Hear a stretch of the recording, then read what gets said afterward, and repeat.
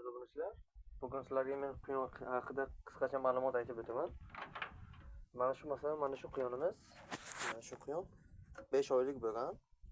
Lekin erkakka qo'shishga vesi tayyor emas. 2 kg 300 chiqqan. Tayyor vesi bo'lishi uchun buni yem berib boqish kerak bir oycha.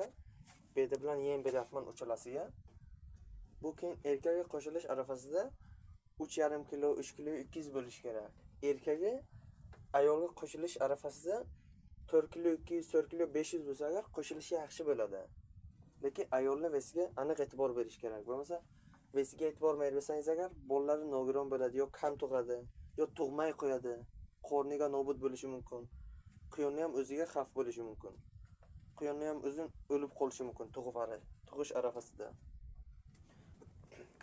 Shu uchun quyonga yaxshi yemiga e'tibor berib, vesiga e'tibor berish kerak. Ayniqsa ona quyonga. Shunda yem beryapman. Yemlardan olib kelib beryapman. Keyin erkakga ham vesi sal kamroq ekan, erkakga ham yem beryapman.